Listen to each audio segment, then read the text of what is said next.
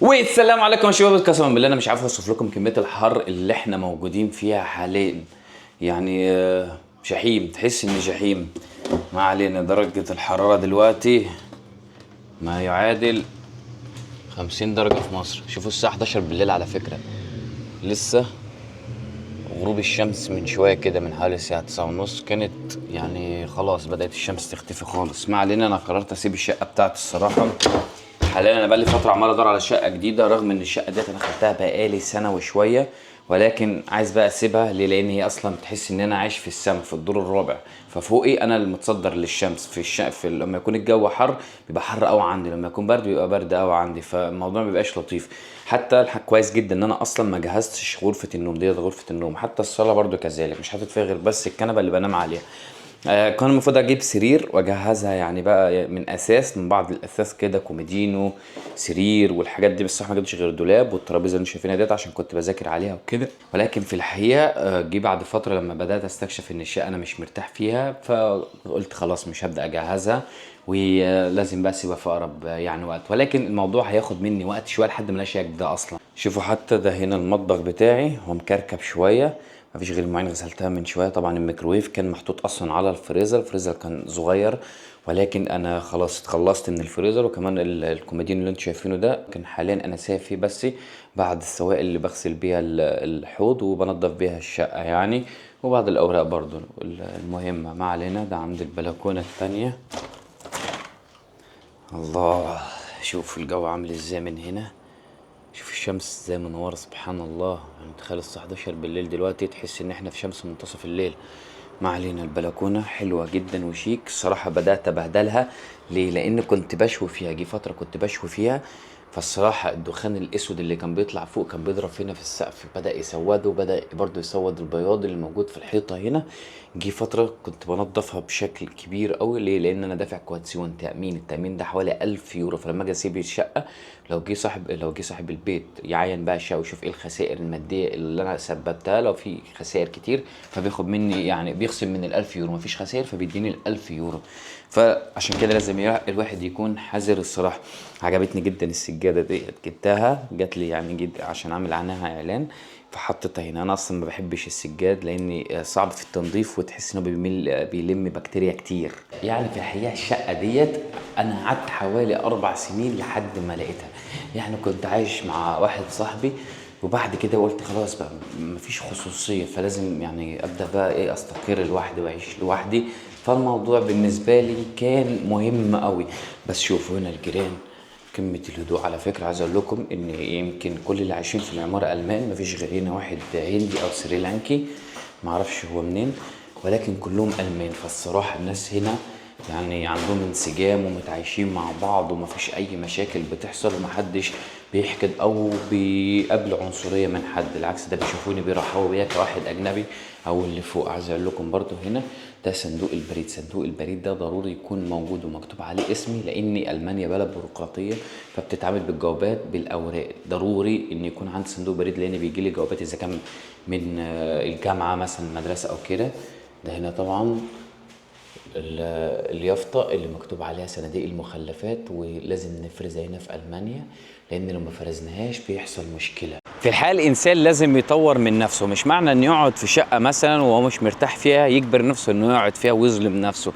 أنا رغم إن قعدت سنين جدا لحد ما ألاقي شقة، بس الموضوع بالنسبه لي اول ما لقيتها كنت مبسوط وقعدت فيها كنت مرتاح. ولكن بعد سنه استكشفت ان بقى الكهرباء بدات تتحرق. مثلا كل ما اشتري نجف، كل ما اشتري لمبه، فاللمبه دي هترجع تتحرق. فانا مش عارف ايه السبب اصلا، ليه؟ ايه السبب اللي ممكن يحرق الاجهزه الكهربائيه، يحرق اللمبه؟ وحرق لي برده من فتره التلاجة اللي كنت هي جايبها جديد، وبعدين رجعت قلت لا خلاص مش هجيب تلاجة غاليه، انا هجيب تلاجة رخيصه بحيث لو اتحرقت يبقى ايه ما اغرمش فلوس وخلاص. فالموضوع ما بقاش لطيف. فانا الصراحه دلوقتي بدور على بيت، ولكن الموضوع هيتطلب مني جهد ووقت كتير قوي. يعني لحد دلوقتي مقدم على حوالي 5 بيوت، فمفيش حد رد لحد دلوقتي، لان اصلا مقدم من امبارح. وغير برضه يا شباب ان الشارع ده هو يعتبر الاقذر امشي فيه. الشارع ده مستحيل يبقى نظيف. يعني امبارح اتنضف، شوف المخلفات تبدا تترمي، الورق، الاكياس تلاقيها في كل مكان.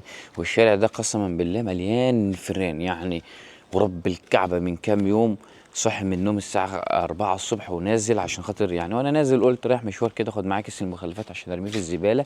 فجأة اتفاجئ بفار والله شكل الديناصور.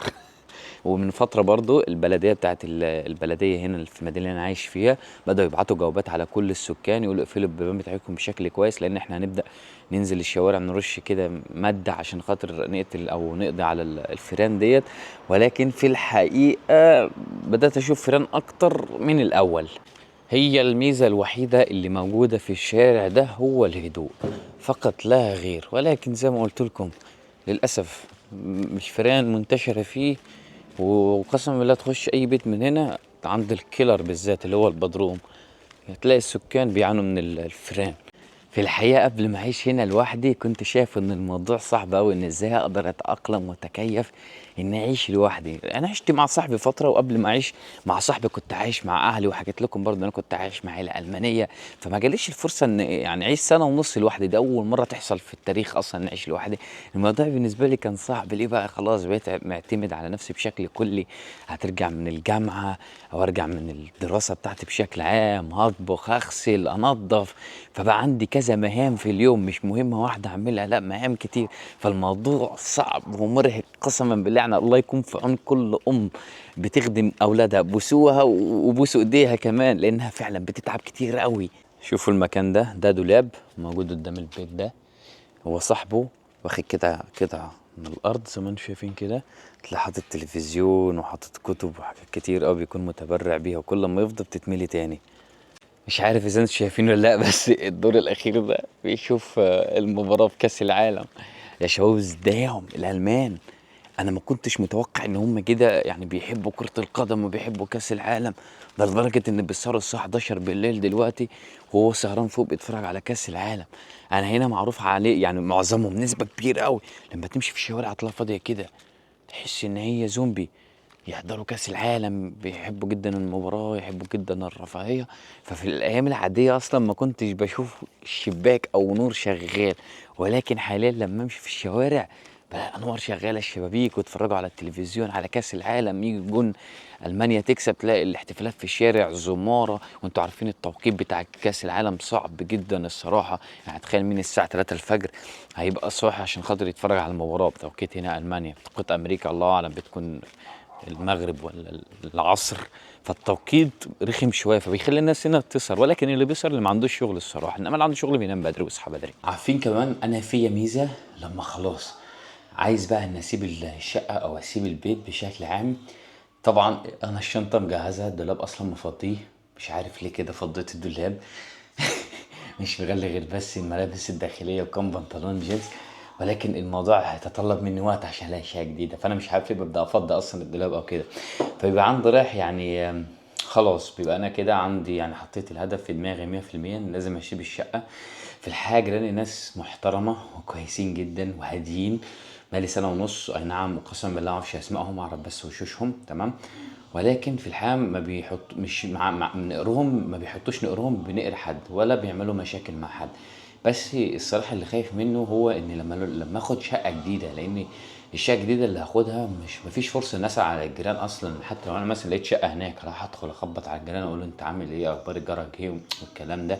فالموضوع مش هيبقى مظبوط. فالواحد دايما لما بيجي ياخد شقة تانية بيتمنى ان الجار يطلع كويس ومش عنصري او بيشغل اغاني بصوت عالي او بيزعج جاره التاني. لان بجد لما الواحد بيقابل ازعاج او شوية مشاكل من الجار فمش هيعرف يحل المشاكل ديت، لان الوضع هيسوء للاكتر بمجرد حتى لو عرف انك اجنبي وهو عنصري.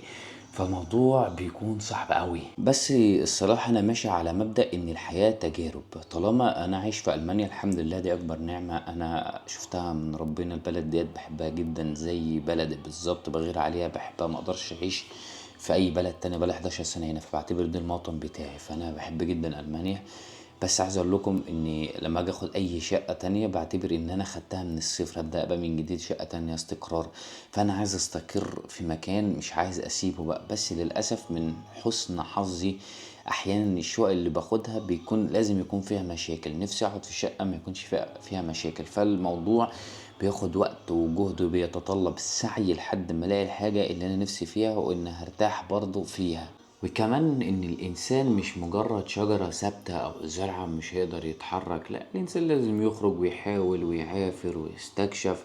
لان في الحقيقة الواحد لو خاف من الخطوات اللي هو هياخدها فما فيش اي انجاز او اي حاجة هيقدر يحققها. فكذلك انا بحب اخاطر وبحب اضحي، لان التضحية اللي انا بعملها بشوف فيها ايجابيات، بشوف نتائج حلوة. اي نعم حتى لو تعرضت لنتيجة سلبية بس هقول الحمد لله وهفضل اسعى واتعب علشان ربنا يحل الخطوة اللي انا نفسي فيها حرفيا. فالصراحة هدي جهد واتعب اكتر علشان الاقي شقة تانية. واكيد انتوا هتكونوا معايا في خطوة في خطوة في فيديو العزل او النقلة. لما اجي انقل على شقة تانية هتكونوا معايا بكل التفاصيل، حتى لو خدت شقة جديدة ورحت شفتها فانتوا برضه هتحضروا معايا التفاصيل ديت. بس الصراحة انا معرفش امتى ممكن اخد الشقة الجديدة ديت، ممكن تاخد سنة سنتين يمكن اكتر. بس انا هحاول على قدر الامكان ان السنة دي ان شاء الله او في بداية 27 هكون لقيت شقة اجدد وافضل من اللي انا قاعد فيها حاليا. ولكن هختارها تكون في الدور التاني، الدور الاخير ده مستحيل. فنشوفكم فيديوهات جديده يا شباب، بس حبيت اعمل لكم فيديو لطيف كده صغير اقول لكم ان انا عايز اسيب السكن اللي انا قاعد فيه ده دلوقتي حاليا. فمع السلامه.